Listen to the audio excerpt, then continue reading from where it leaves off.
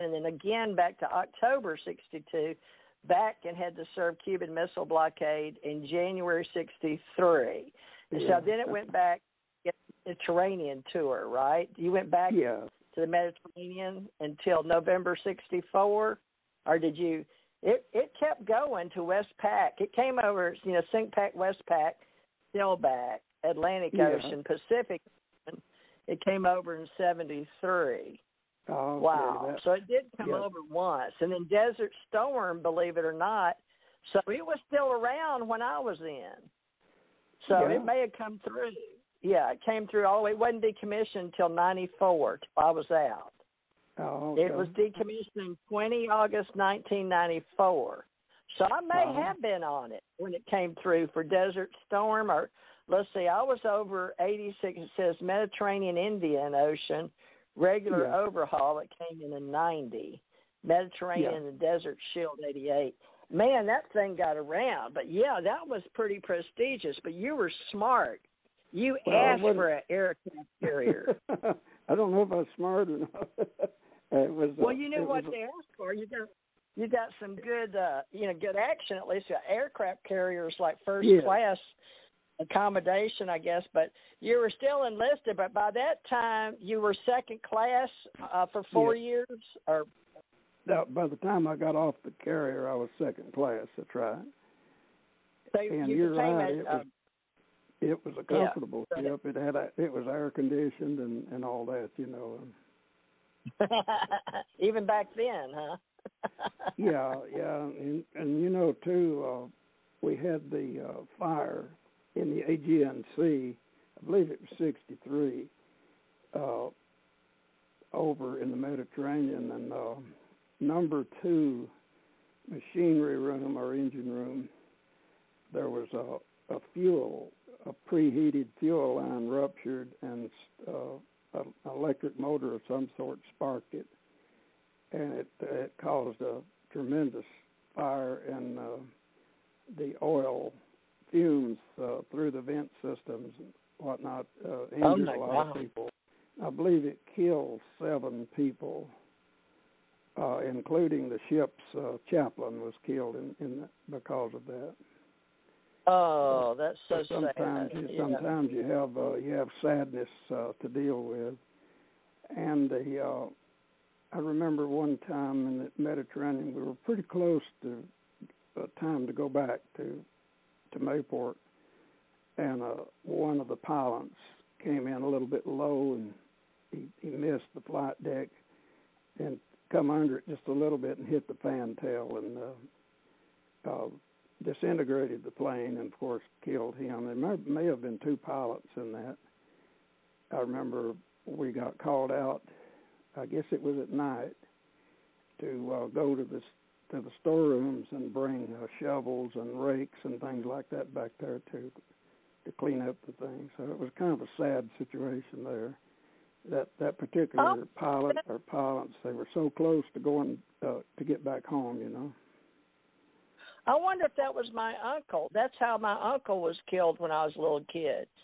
Flying on an aircraft carrier. He got killed on an aircraft carrier flying in, and that's strange. I wonder if that was. That's odd. But there are synchronicities in the world. But it was Uncle Gilmore. But he got killed on an aircraft carrier. My Uncle Gilmore. It was a really sad thing in my life, and that was about the time. Yeah, that I was about 10.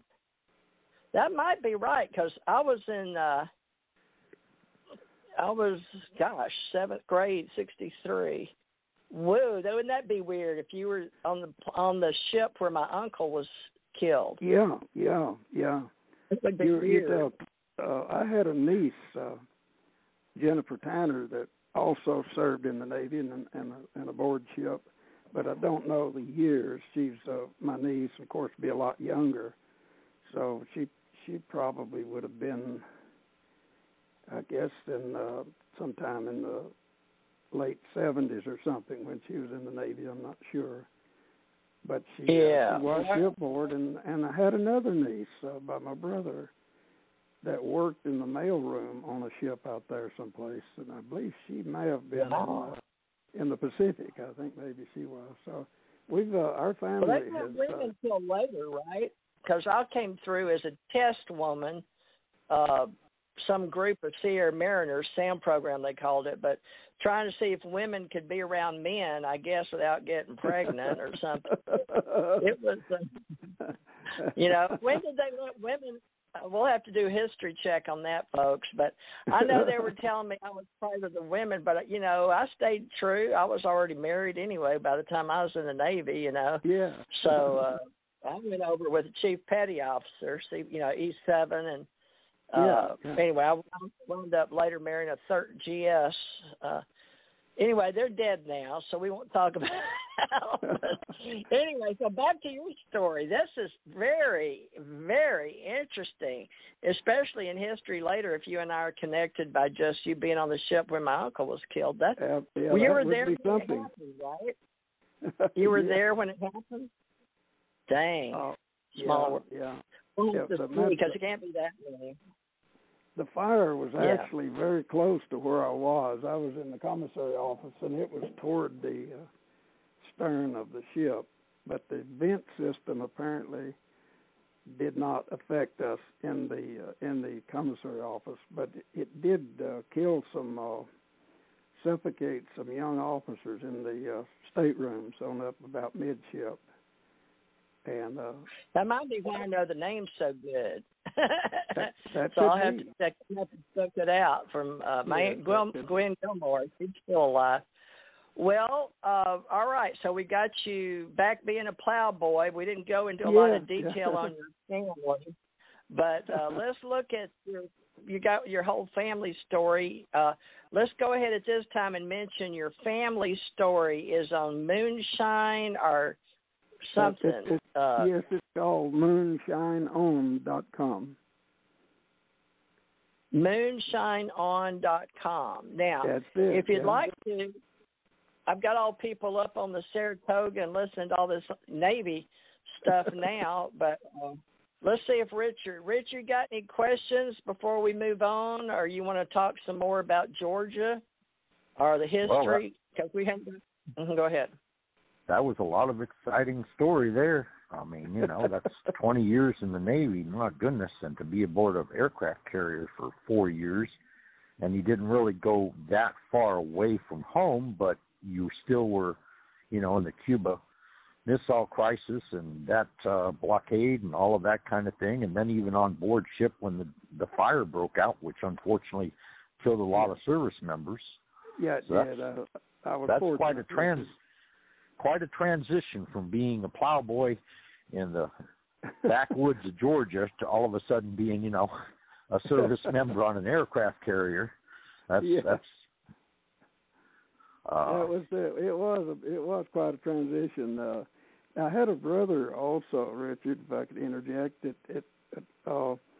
He was one of the boys that worked in the talc mine in Chatsworth, and later he ran moonshine across the mountain in a 36 Ford with his girlfriend when he was a young teenager, and then he went in the Navy. He was a bosun's mate, and he was the one that by the time I joined the Navy, he was a first-class petty officer in Huntsville, Alabama, and he was the one that signed me up in the Navy. And later, from there, I told you I went to the San Diego Recruit Training Command. But this particular brother actually ended up, before his career was over, being the Command Master Chief Petty Officer of the training center there. And that's a little moonshiner and a talc miller that ended up being right there as the Command Master Chief Petty Officer. I thought that was something great, as far as our name goes, the Pelloms and our traditions go. Well, sure, and it's kind of ironic in the way you followed each other too. Yeah, we did. He was in the deck rating of boatswain's mate. It was in the line rating of the Navy. It was more military connected.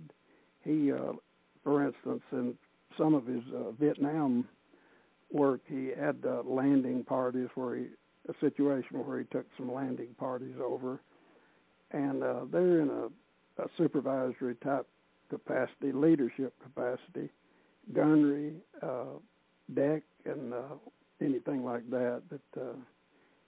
Navigation, he had to do navigation. As a matter of fact, he'd taken LSDs, I guess, a small vessel.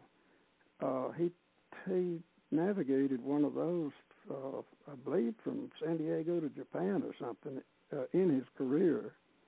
He was also, when he first went in the Navy, he was on a destroyer. I believe it was destroyer escort Tucker, Tucker, had the fantail blown off by a Japanese bomb. So he survived that, but he was in action. Rusty was. So we always looked up to him. He was our oldest brother, and he did really well in the Navy. Now, what was his name, so we can get it on file here? His name was. And what year? He was Richard Edward Pellom. Like Georgia Edward, too? Yes, he was. That's where he was born, back in Murray County, Georgia. Now, where would he have gone through MEPS? Or I don't know what it was called, MEPS, military enlisted something. Yeah, I don't know. Let's see. In his day, I believe the boot camp was in the Chicago, Illinois area, if I'm remembering right. So that was I back went to there. Great Lakes. Yeah, Great Lakes. Oh, did you? Okay. Yeah, I went there to hospital corps school after they made me leave Millington and Dallas. Oh, okay. And then went to Denver for IS school. So I was a lot of places for one girl coming back in to be a test. I got to do a lot of training. But yeah, I got to do Great Lakes. You were in some interesting places, yeah. Well, Great Lakes was good for, we had a lot of guys training engineering command, but I was corpsman, but I was trained in the JAG office, but I was taken down in the basement of the hospital, and then next door was the pathology, and they took me, and every place I went, they'd take me down in the in Houston, it was the goat locker underneath the building, and then in Great Lakes, it was underneath the building. I don't know what they got about going underground to talk to you, but it was me and another girl and two girls and two boys that said in our groups, they had 85 in each group, military command, and then I was the senior platoon officer, and I was serving with President Reagan's speechwriter's son. And he was one of them they took down. So we were the cream of the crop in the intelligence community. Yeah. And they told us we'd never get out. They told us we'd never get a DD-214. But they gave us a paper one, said go put it over. I guess I did. I don't know if I did or not. But it was only for the 5 months and 11 days training was all they'd give us. So it was a real weird, messed up thing. So we were already in like life, but I think that's a different plan, intelligence community. They may not have had that back then when you were doing it, but by this time they were in the Cold War. Were they in the Cold War? Did you do anything? Because you stayed 20 years. Yeah. How far up? That was part of the Cold War and the Cuban deal, when that sprung up. That was Khrushchev was in the middle of that. And he's the one that sent the missiles over. Those were very, very. Cold War. Pardon me? Is that what you, in your mind's eye, that you consider historically 62-3 with the missile crisis that started the Cold War or the spying and all that? No, the Cold War was underway before that. Right after the, as you know, when Germany was collapsing, the Russians hurried in there and they grabbed Berlin, as you know, and they were very aggressive. I believe they grabbed several countries around there at the time, if I can remember my history. but it was very, very, a lot of